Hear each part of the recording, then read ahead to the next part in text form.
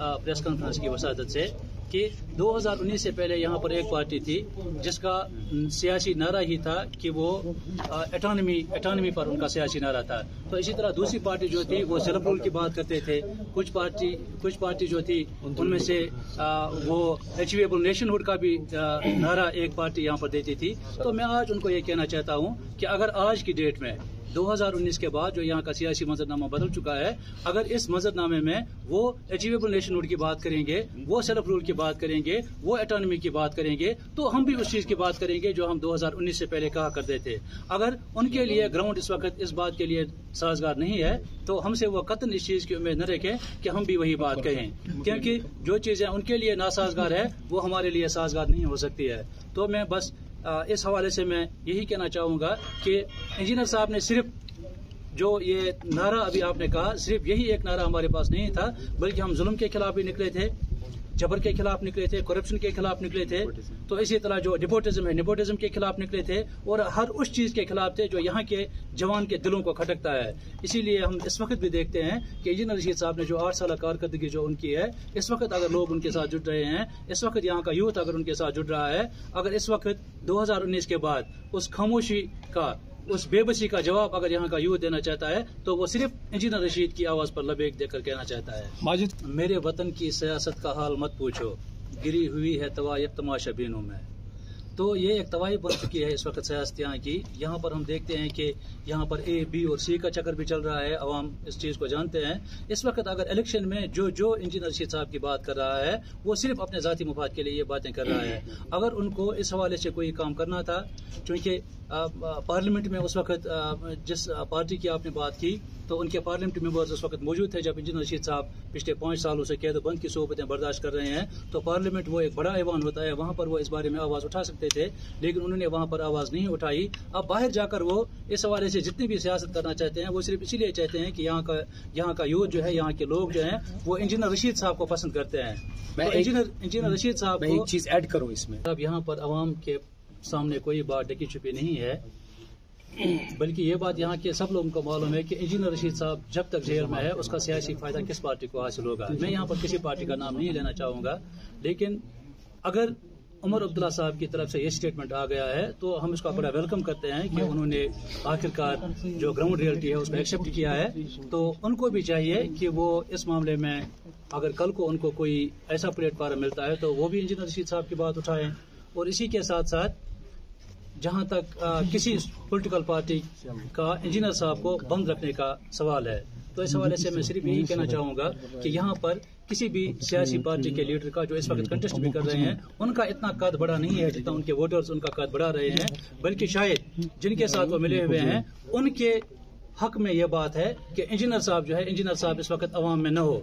शायद उस हवाले से जो उनका वजन जो है वो इस पार्टी में बढ़ रहा है, वरना हम यही चाहते हैं कि अगर उस पार्टी ने, जिस पार्टी की हम बात कर रहे हैं, अगर उन्होंने वाकई इंजीनियर साहब को जेल में बंद रखा है तो मुझे लगता है कि उन जैसा जालिम और जाबिर कोई नहीं है। अगर वो एक बंदे के साथ ऐसा कर सकते हैं तो आप ये समझिए कि कल को अगर अवाम ने उनको अपने वोटों से पार्लियामेंट में पहुंचाया तो अवाम के साथ उनका रवैया क्या हो सकता है। जब वो एक इलेक्टेड मेंबर को, जब वो लोगों की दिलों की धड़कन इंजीनियर रशीद साहब के साथ ऐसा कर सकते हैं, इतना जुल्म कर सकते हैं, तो मुझे लगता है कि यहाँ का बच्चा उन पार्टीज के पास महफूज नहीं है।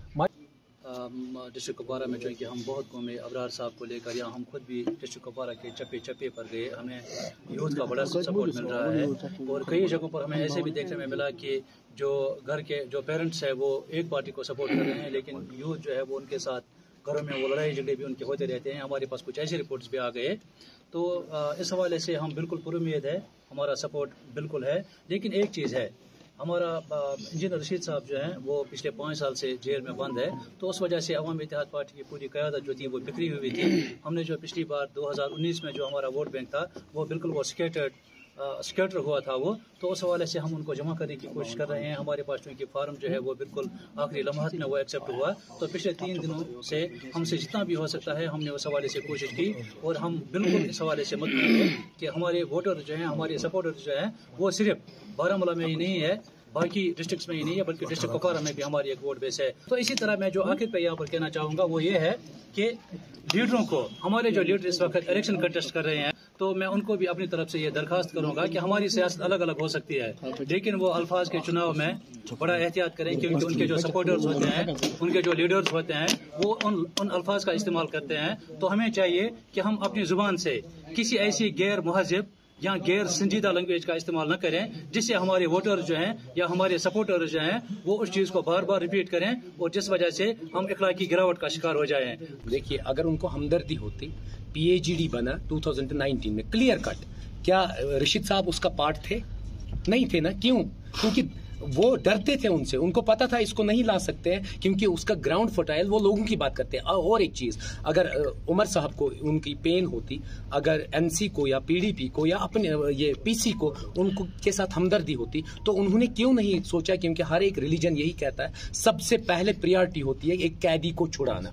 ان کو ہی اٹھانا تھا نا پارلیمنٹ میں. ہر ایک پولیٹیکل پارٹی انہیں کو سپورٹ کرتی اور اپوننٹ کون ہوتا؟ پی سی بھی انہیں کو اٹھاتی، این سی بھی اور پی ڈی پی. آرام سے جب ان کو ہمدردی ہوتی اس کو جیل سے نکالنا وہ صرف بہانہ ہے. ڈاکٹر فیملی کیاس میں ہے، فیملی کو چھوڑ دیجیے. جو ان کے چاہنے والے ہیں، ساؤتھ سے کل ایک رو رہا تھا، ایک آنٹی رو رہی تھی کہ انجینئر رشید صاحب کے لیے وہ دعا کر رہے ہیں. کیا وہ ہیومن بینگز نہیں ہے؟ کیا پی سی ہیومن بینگ نہیں ہے؟ کبھی کبھی سجاد صاحب تو سپورٹ کرتے تھے انجینئر صاحب کا، اپنی پارٹی سپورٹ کرتی تھی. آج کہاں ہے؟ انہوں نے کیوں نہیں دلی سے بات کی ہم انجینئر رشید صاحب کو کھڑا کر رہے ہیں، اور انہی کو ون سائیڈڈ ہو جاتا آرام سے اور اپوننٹ ایک دو پولیٹیکل پارٹی ہوتی.